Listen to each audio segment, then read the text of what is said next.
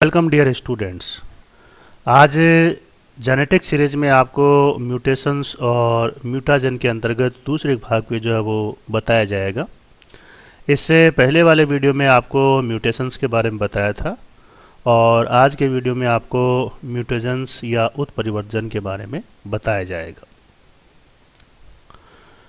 इस ई लेक्चर में भी हम पहले वाले लेक्चर की तरह है, जो म्यूटेशंस होते हैं उन म्यूटेशंस की डेफिनेशन, उनके मीनिंग, इस पे जो है वो चर्चा करेंगे।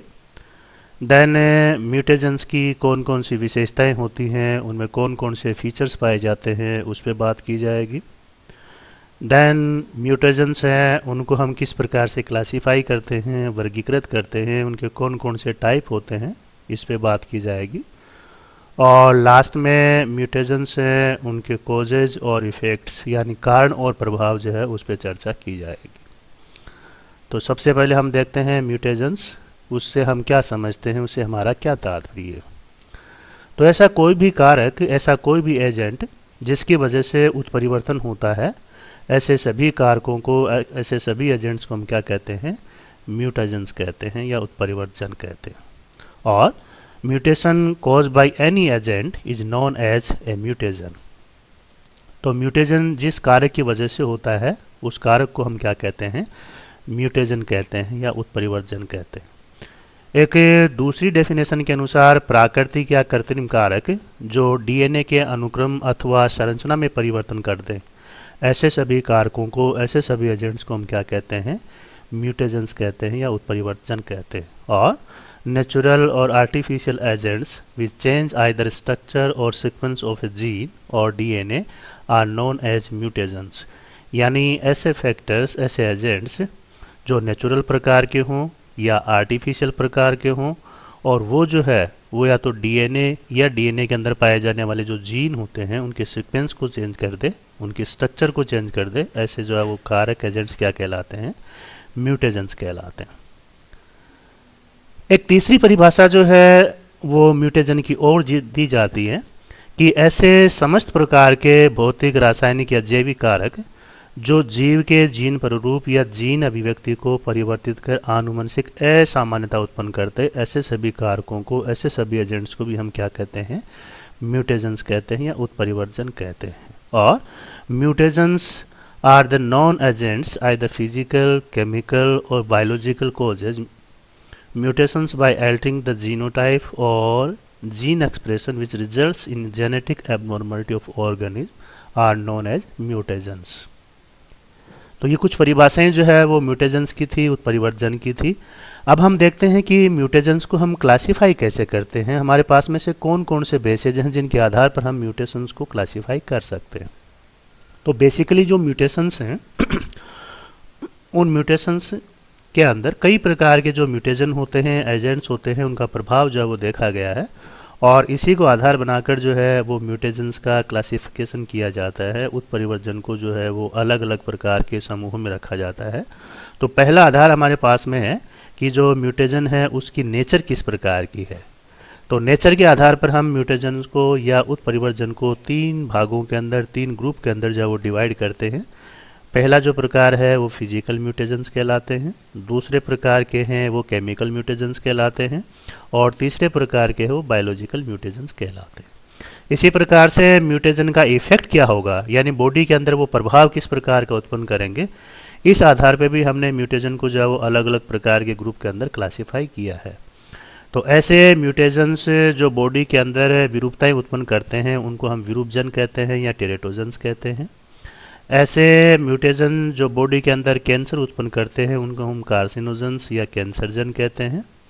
और ऐसे म्यूटेशन जो गुणसूत्रों के अंदर परिवर्तन करते हैं, चेंज करते हैं, उन्हें हम क्लेस्टोजेंस कहते हैं। और इनके अलावा एक अलग प्रकार की कैटेगरी है जो इन तीनों के अंदर ही नहीं आती, उनको हम कहते हैं नॉन स्पेसिफिक या अविशिष्ट प्रकार के म्यूटेशंस।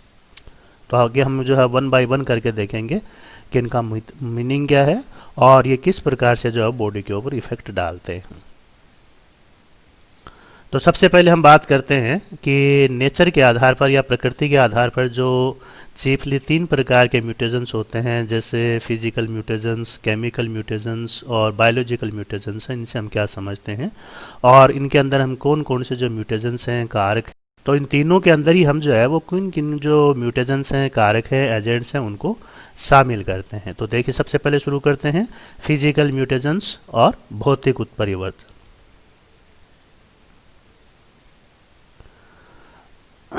तो ये जो है वो एक चार्ट है म्यूटेशंस का कि म्यूटेशंस को हम जो किस प्रकार से क्लासिफाई किए हैं। तो जो पीछे आपने लीनियर प्रकार का प्रेजेंटेशन देखा है, उसी का एक जो है वो डायग्रामेटिक प्रकार का प्रेजेंटेशन है कि म्यूटेशन की जो है वो 3 सीरीज होती है, फिजिकल, केमिकल और बायोलॉजिकल। फिजिकल जो है वो 2 प्रकार के होते हैं, रेडिएशन और हीट प्रकार के, और केमिकल की जो है वो 5 कैटेगरीज बनाई गई हैं। बेस एनालॉग है, एल्कलाइटिंग एजेंट्स हैं, इंटरकैलेटिंग एजेंट्स है, डीएमिनेटिंग एजेंट्स हैं और मेटल आयंस है। इसी प्रकार से जो बायोलॉजिकल प्रकार के म्यूटेशंस होते हैं उनकी भी 3 कैटेगरियां हैं, वायरस है, बैक्टीरिया है और ट्रांसपोसोम्स है। तो सबसे पहले हम देखते हैं फिजिकल म्यूटेशंस या जिनके अंदर रेडिएशंस आते हैं। तो पहले ज्ञात प्रकार के जो उत्परिवर्तन होते हैं वो भी जो है वो रेडिएशन ही है, और 1920 के अंदर जो वो सबसे पहले म्यूटेजेनिक एजेंट के रूप में इनको जो वो डिटेक्ट किया गया था। इसके अंदर यूवी रेज आती हैं, एक्स रेज आती हैं, अल्फ़ा रेज आती हैं, न्यूट्रॉन्स आते हैं और दूसरे प्रकार के जो आयोनाइजिंग और नॉन आयोनाइजिंग प्रकार के जो रेडिएशन है वो सारे के सारे जो म्यूटाजेनिक श्रेणी के अंदर आते हैं। काम क्या करते हैं, ये डीएनए को नुकसान पहुंचाते हैं या डीएनए के अंदर पाया जाने वाला जो न्यूक्लियोटाइड होता है उस न्यूक्लियोटाइड के अंदर जब वो चेंज करने का कार्य करते हैं, जिसकी वजह से ये लेथल या सब लेथल प्रकार के हो सकते हैं। रेडिएशन जो है वो बेसिकली क्या काम करते हैं कि जो डिवाइडिंग प्रकार की सेल्स होती हैं उन डिवाइडिंग प्रकार की सेल्स को अपना जो वो टारगेट बनाते हैं और टारगेट बनाकर जो है वो उनको डैमेज करने का कार्य करते हैं, या फिर उनके अंदर पाया जाने वाला डीएनए है, प्रोटीन है, या जो क्रोमोजोम होते हैं या जो क्रोमोजोम की जो अंदर जो डीएनए की स्ट्रैंड होती हैं उनको जो है वो तोड़ने का काम करते हैं, ब्रेक करने का काम करते हैं, और इस तरह से उनके अंदर जो है वो या तो डिलीशन का काम करते हैं या फिर स्ट्रैंड ब्रेकेज का काम करके उनके अंदर बदलाव लाने का कार्य रेडिएशंस करते हैं। इसके साथ साथ जो इलेक्ट्रोमैग्नेटिक प्रकार के जो रेडिएशन होते हैं वो भी एक प्रकार के न्यून म्यूटेशंस हैं और ये भी लेथल और सब लेथल प्रकार के हो सकते हैं। तो ये भी ऑर्गेनिज्म को किल कर सकते हैं, किल करने के साथ साथ उनके अंदर पाए जाने वाली जो प्रोटीन और जीन है उसके अंदर जो ये बदलाव ला सकते हैं। और एक जो है वो आयनाइजिंग प्रकार के जो रेडिएशंस होते हैं उनकी सबसे बड़ी विशेषता ये कि फ्री रेडिकल जो उत्पन्न करते हैं, और ये फ्री रेडिकल जो वो क्या काम करते हैं कि डीएनए के साथ साथ प्रोटीन और जो लिपिड होते हैं सेल के अंदर उनको भी डिस्टर्ब करने का कार्य करते हैं। तो इस प्रकार से जो रेडिएशंस है वो कई प्रकार से काम करते हैं। इसी प्रकार से जो एक्सरे प्रकार के रेडिएशंस हैं ये भी जो है वो आयनाइजिंग प्रकार के जो है वो एक प्रकार के म्यूटाजेनिक एजेंट होते हैं और जो है ये मॉडरेट प्रकार का इफेक्ट डालते हैं। बेसिकली हम इन्हें जो है वो माइक्रो ऑर्गेनिज्म को डिस्ट्रॉय करने के लिए जो है और एक तरह से स्टरलाइजेशन डिवाइस के रूप में काम में लेते हैं, लेकिन जब इनकी जो है वो मात्रा ज़्यादा होती है, इनकी रैम ज़्यादा होती है, तो ये जो है वो कई प्रकार के म्यूटाजेंस के रूप में जो है वो कार्य करते हैं। तो देखते हैं ये क्या क्या कार्य कर सकते हैं जो एक्सरेज प्रकार की विकिरण है। मॉलिक्यूलर लेवल पर जो है वो एक्सरे की जो है वो कई प्रकार से लेथल डोज जो है उनसे ये देखा गया है कि ये डीएनए को डिस्टर्ब करने का काम करते हैं, डीएनए के जो स्ट्रैंड होते हैं उनकी जो लड़ियाँ होती हैं उनको तोड़ने का काम करते हैं। इसके साथ साथ जो है ये जो फॉस्फोडाइएस्टर बॉन्ड होते हैं डीएनए के अंदर उसको तोड़ने का काम करते हैं, और जब डीएनए के जो फॉस्फोडाइएस्टर बॉन्ड टूट जाते हैं तो ये फिर उस सेल के लिए या उस ऑर्गेनिज्म के लिए जो है वो लेथल या घातक प्रकार के होते हैं। इसी प्रकार से दूसरी जो सीरीज है वो इनके अंदर यूवी रेज की है, अल्ट्रावायलेट रेज की है। ये नॉन आयोनाइजिंग प्रकार के रेडिएशन है। एनर्जी हालांकि इनके अंदर कम होती है और इनको भी हम जो है वो सेल कल्चर या माइक्रोबायोलॉजिकल एक्सपेरिमेंट के दौरान जो है वो स्टरलाइजेशन और ये डीकंटेमिनेशन के लिए काम में लेते हैं, लेकिन ये क्या करते हैं कि जो डीएनए और प्रोटीन है उनको भी जो है वो डिस्टर्ब करने का कार्य करते हैं, क्योंकि इनके अलग अलग रेंज की जो वेवलेंथ्स होती हैं वो डीएनए को या प्रोटीन को जो है वो डिस्ट्रॉय करने का काम करती हैं। तो ये देखा गया है कि जो यूवी प्रकार की रेज हैं, ये यूवी प्रकार की रेज जो है वो ए बी सी, और इनके अंदर जो ए प्रकार की है वो पायरिमिडिन डाइमर है वो बनाने का काम करती हैं। बी प्रकार की जो यूवी रेज हैं वो डीएनए है उस डीएनए को जो है वो तोड़ने का काम करती हैं। और इसके साथ साथ जो यूवी जो सी होती है ये भी जो है वो एक्सट्रीमली लेथल जो है वो मानी गई है। तो ये जो है वो डाइमर क्या काम करते हैं कि जो रेप्लिकेशन और ट्रांसलेशन की प्रोसेस होती है जो प्रोटीन सिंथेसिस के दौरान पाई जाती है उसको डिस्टर्ब करने का कार्य कर।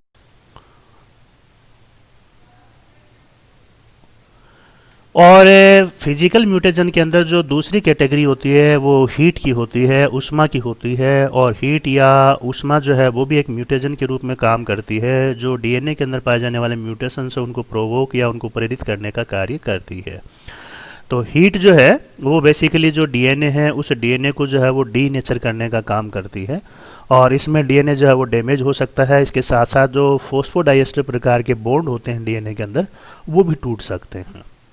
दूसरी प्रकार की जो सीरीज पाई जाती है म्यूटेशंस की उसको हम केमिकल म्यूटेशंस कहते हैं या रासायनिक उत्परिवर्तन कहते हैं। तो इनके अंदर पहले प्रकार के जो केमिकल म्यूटेशन हैं उनको हम कहते हैं बेस एनालॉग्स या यूं कह सकते हैं कि जो नाइट्रोजिनस बेस होते हैं उनके समजात कुछ प्रकार के मॉलिक्यूल्स होते हैं, केमिकल मॉलिक्यूल होते हैं, ये भी जो है वो डीएनए के अंदर हिंड्रेंस उत्पन्न करने का कार्य करते हैं। तो वैसे तो केमिकल जो होते हैं वो जो है वो एंटायर वर्ल्ड के लिए जो है वो नुकसानदायक या डेंजरस माने गए हैं। और फर्स्ट म्यूटाजेनिक प्रकार का जो प्रभाव है केमिकल के अंदर वो नाइट्रोजन मस्टर्ड का जो है वो 1942 के अंदर जो है वो चार्लोट ऑरबैंक द्वारा देखा गया था। नाइट्रोजन मस्टर्ड जो होती है एक प्रकार की विषैली गैस होती है जिसे वर्ल्ड वार फर्स्ट और सेकंड के दौरान जो है वो काम में लिया गया था और तभी ये पता चला कि ये जो गैस होती है ये एक प्रकार से जो है वो म्यूटाजन प्रकार की है और बॉडी के लिए जो है वो हार्मफुल प्रकार की है। तो जो बेस एनालॉग होते हैं वो क्या काम करते हैं कि जो प्यूरिन और pyrimidine प्रकार के नाइट्रोजनस बेस होते हैं उनके साथ में रिजेम्बलेंस जो है वो शो करते हैं, सदृश्यता जो है वो शो करते हैं और उनकी जगह लेकर जो है ये डीएनए को डिस्टर्ब करने का कार्य करते हैं। तो दो मुख्य प्रकार के जो बेस एनालॉग हैं जो ज़्यादातर डीएनए के अंदर हिंड्रेंस उत्पन्न करने का काम करते हैं, ब्रोमोयूरेसिल होता है और एक जो है वो अमीनोफ्यूरिन होता है। तो ये दोनों ही प्रकार के जो बेस एनालॉग हैं ये डीएनए के साथ में इनकॉर्पोरेट होकर जो है और उन्हें जो है वो एबनॉर्मल बनाने का काम करते हैं।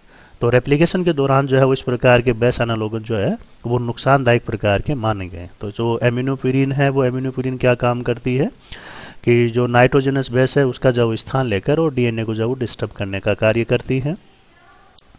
इसके साथ साथ अन्य प्रकार के जो एल्कलाइटिंग प्रकार के जो एजेंट्स होते हैं उनके अंदर भी जो है वो मिथाइल हाइड्रोजीन, टोमेलोजोमनिन, डी कार्बोजिन और busulfan, thiotepa, carmustine, lomustine, dimethyl sulphate, ethyl ethane sulphate और इसके साथ साथ जो वेरियस प्रकार के नाइट्रेट्स के कंपाउंड होते हैं वो भी जो है वो केमिकल म्यूटेशन के अंतर्गत जो है वो शामिल किए गए हैं और ये भी जो है वो डीएनए को ब्रेक करने का काम या डीएनए के अंदर क्रॉस लिंक जो है वो उत्पन्न करने का कार्य जो है वो करते हैं। इन एल्कलाइन प्रकार के एजेंट में जो है वो इथाइल नाइट्रोस यूरिया है, मस्टर्ड गैस है, विनाइल क्लोराइड है, ये भी जो है एक प्रकार के एल्कलाइटिंग प्रकार के एजेंट हैं और ये भी डीएनए को जो है वो डैमेज करने का काम करते हैं। ये बेसिकली जो है वो बेस पेयरिंग है उसके अंदर जो है वो एरर उत्पन्न करते हैं और इससे जो है वो फिर डीएनए का जो स्ट्रैंड होता है उसके अंदर जो है वो गैप जो है वो उत्पन्न होता है। इसके साथ साथ जो इंटरकैलेटिंग प्रकार के एक केमिकल म्यूटेशंस की सीरीज होती है जिसके अंदर इथिडियम ब्रोमाइड आता है, इसको हम जो है वो एगरोस जेल इलेक्ट्रोफोरेसिस के दौरान काम में लेते हैं। तो ये भी एक इंटरकैलेटिंग प्रकार का एजेंट है और ये क्या काम करता है, जो डीएनए होता है उस डीएनए को डिस्टर्ब करने का कार्य करता है। तो ये डीएनए जो मॉलिक्यूल है उनको डिस्टर्ब करके और उनकी जो ट्रांसक्रिप्शन की जो प्रोसेस होती है उसे ट्रांसक्रिप्शन की प्रोसेस को जो है वो ब्लॉक करने का कार्य करते हैं। चौथे प्रकार की जो सीरीज है वो मेटल आयंस की होती है। अनेक प्रकार के मेटल आयन जैसे nickel, chromium, cobalt, cadmium, arsenic और जो फेरम होता है वो भी जो है वो कई रूपों में जो है वो म्यूटेशंस को उत्पन्न करते हैं और ये बेसिकली जो है वो रिएक्टिव ऑक्सीजन जो स्पीशीज है उसको जो है वो प्रोड्यूस करने का काम करते हैं, जो डीएनए रिपेयरिंग के दौरान जो है वो बाधा उत्पन्न करने का काम करती है। और इसके साथ साथ डीएनए पर का जो है वो हाइपर मिथाइलेशन भी होता है जो डीएनए को एक डायरेक्टली नुकसान पहुंचाने जैसी बात होती है। पांचवी और अंतिम सीरीज जो केमिकल म्यूटेशंस की होती है उनको हम जो है वो केमिकल म्यूटेशन के अंदर एक तो ROS रिएक्टिव ऑक्सीजन स्पीसीज है, बेंजीन है, सिंथेटिक रबर है, रबर प्रोडक्ट्स है, सोडियम एजाइड है, एरोमेटिक अमीन, एल्कलॉइड, डीएमिनेशन एजेंट और ख़ास तौर से जो पॉलीसाइक्लिक एरोमेटिक हाइड्रोकार्बन्स होते हैं वो भी म्यूटेशन का काम जो है वो करते हैं और अलग अलग प्रकार के जो है वो म्यूटेशंस DNA के अंदर उत्पन्न करने का कार्य करते हैं। और अंतिम प्रकार के जो हैं उनको हम बायोलॉजिकल म्यूटेशंस कहते हैं, जिनके अंदर वायरस हैं, बैक्टीरिया हैं और ट्रांसपोसोन जो है वो आते हैं।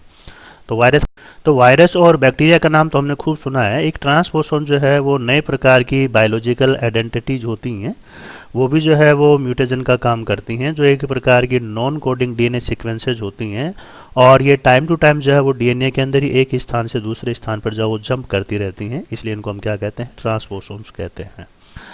तो वायरस जो है वो तो म्यूटेशन के रूप में काम करते ही करते हैं, इसके अलावा जो बैक्टीरिया होते हैं वो भी म्यूटेशन के रूप में काम करते हैं। वायरस बेसिकली जो DNA होता है होस्ट का, उस DNA के अंदर एंटर होकर, जीनोम के अंदर एंटर होकर और उसका जो नॉर्मल फंक्शन है या जो जीन का नॉर्मल फंक्शन है उसको डिस्टर्ब करने का कार्य करते हैं। इसी प्रकार से जो बैक्टीरिया होते हैं वो बैक्टीरिया भी जो है वो डेंजरस प्रकार के माने गए हैं, क्योंकि ये भी DNA के अंदर जो है वो इन्फ्लेमेशन या जो है वो शोथ उत्पन्न करने का काम करते हैं, जिससे जो है वो DNA डैमेज हो सकता है, DNA के अंदर ब्रेकेज आ सकते हैं।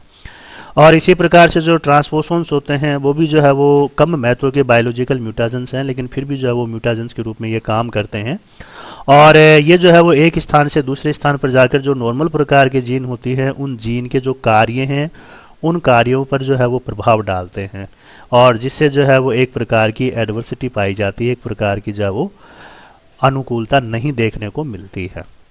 इसी प्रकार से प्रभाव के आधार पर भी हम म्यूटेशंस हैं उनको जो है वो 4 श्रेणियों के अंदर डिवाइड करते हैं। पहले प्रकार के टेरेटोजन कहलाते हैं या विरूपजन कहलाते हैं, अर्थात जो मॉर्फोलॉजिकल प्रकार की जो एबनॉर्मलिटीज़ हैं उत्पन्न करने का काम करते हैं उनको हम टेरेटोजन्स कहते हैं।